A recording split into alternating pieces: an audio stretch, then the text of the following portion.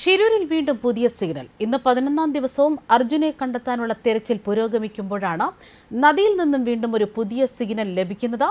നദിയിൽ ഐബോർഡ് ഉപയോഗിച്ച് നടത്തിയ തിരച്ചിലിൽ 4ാമത് ഒരു സിഗ്നൽ കൂടി ലഭിച്ചിരിക്കുന്നു എന്ന വിവരങ്ങൾ പുറത്തുവരികയാണ്. അതായത് സ്വകാര്യ കമ്പനിയുടെ സാങ്കേതിക സംവിധാനം ഉപയോഗിച്ചുള്ള പരിശോധനയിലാണ് ഇപ്പോൾ പുതിയത്, അതായത് 4ാമത്തെ ഒരു സിഗ്നൽ കൂടി ലഭിച്ചിരിക്കുന്നത്.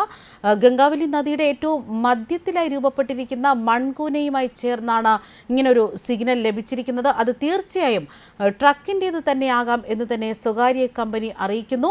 ബോട്ടിൽ പ്രത്യേക ക്യാമറകൾ സജ്ജീകരിച്ചും ഡ്രോൺ പറത്തിയും ഇന്ന് പരിശോധനകൾ നടത്തിയിരുന്നു. ഇക്കഴിഞ്ഞ ദിവസം നടത്തിയ പരിശോധനയിൽ കൃത്യമായ സ്ഥലമൊന്നും തന്നെ കണ്ടെത്താൻ കഴിഞ്ഞിരുന്നില്ല. നദിയിൽ നിന്നും 60 മീറ്റർ അകലെയാണ്, ട്രക്ക് വേർപെട്ടു പോയിട്ടില്ലെന്നും 5 മീറ്റർ താഴ്ചയിലാണുള്ളതെന്ന വിവരങ്ങളാണ് ലഭിച്ചിരിക്കുന്നത്. അത് മാത്രമല്ല, കനത്ത മഴയുള്ളതിനാൽ പരിശോധന വൈകിട്ടോടെ അവസാനിപ്പിക്കുകയും ചെയ്തിരുന്നു.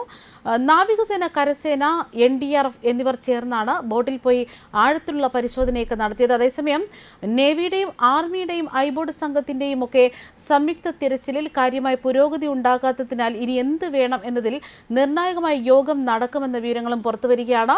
ദൗത്യ സംഘത്തിന്റെ കൂടിയാലോചനയ്ക്ക് ശേഷം തീരുമാനം കേരളത്തിൽ നിന്നെത്തുന്ന മന്ത്രിതല സംഘത്തെ കർണാടക അറിയിക്കുമെന്നാണ് വിവരങ്ങൾ.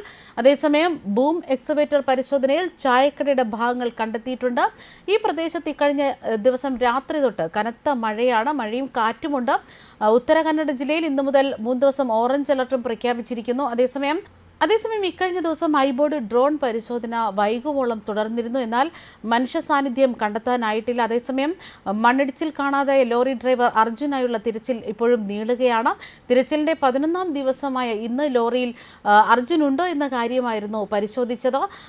അതേസമയം ഇക്കഴിഞ്ഞ വ്യാഴാഴ്ച ദിവസം രാത്രി മഴയായതുകൊണ്ട് തന്നെ ഡ്രോൺ പരിശോധനയൊന്നും സൈന്യത്തിന് നടത്താൻ സാധിച്ചിരുന്നില്ല. ഗംഗാവലി പുഴയിൽ അടിയൊഴുക്ക്, അതായത് കുത്തൊഴുക്ക് ശക്തമായതുകൊണ്ട് തന്നെ മുങ്ങൽ വിദഗ്ധർ നദിയിലിറങ്ങാൻ കഴിയുന്നില്ല എന്ന് തന്നെ സൈന്യം അറിയിക്കുകയായിരുന്നു. ഇക്കഴിഞ്ഞ ദിവസം നടത്തിയ പരിശോധനയിൽ പുഴയ്ക്കടിയിലുള്ള ലോറിക്കുള്ളിൽ മനുഷ്യ ശരീരത്തിന്റെ സാന്നിധ്യമുണ്ടെന്ന് കണ്ടെത്താൻ സാധിച്ചിട്ടില്ലായിരുന്നു.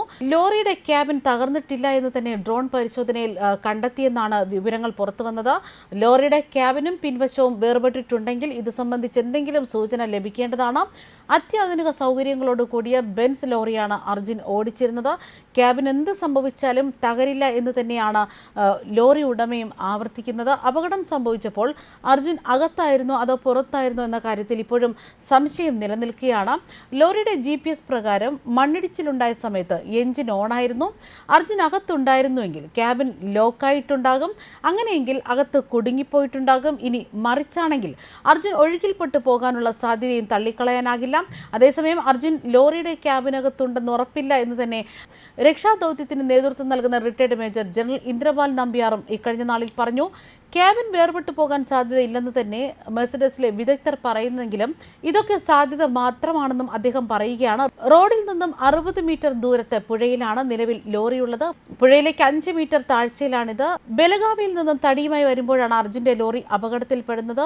ലോറിയിലെ തടി സമീപ പ്രദേശത്ത് നിന്നൊന്നും കാണാതിരുന്നത് കൊണ്ടാണ് ലോറി കരയിലായിരിക്കാമെന്ന് തുടക്കം മുതൽക്ക് തന്നെ ബന്ധുക്കളും കേരളത്തിൽ നിന്നുള്ള രക്ഷാപ്രവർത്തകരും ലോറി ഉടമയും ഒക്കെ പറഞ്ഞത്. എന്നാൽ മരത്തടികൾ കുറേയേറെ കരയ്ക്ക് അടിഞ്ഞിട്ടുണ്ടെന്നും മേജർ ഇന്ദ്രപാൽ വ്യക്തമാക്കുക. അതേസമയം അർജുനായി പരിശോധന നടത്തുന്നതിനിടയിലാണ് 4ാമതൊരു സിഗ്നൽ കൂടി ലഭിച്ചിരിക്കുന്നത്.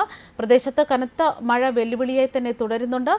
ഷിരൂർ ഉൾപ്പെട്ട സ്ഥലങ്ങളെല്ലാം തന്നെ ഇപ്പോൾ ഓറഞ്ച് അലർട്ടാണ് പ്രഖ്യാപിച്ചിരിക്കുന്നത്. ന്യൂസ് ഡെസ്ക് കർമ്മ ന്യൂസ്.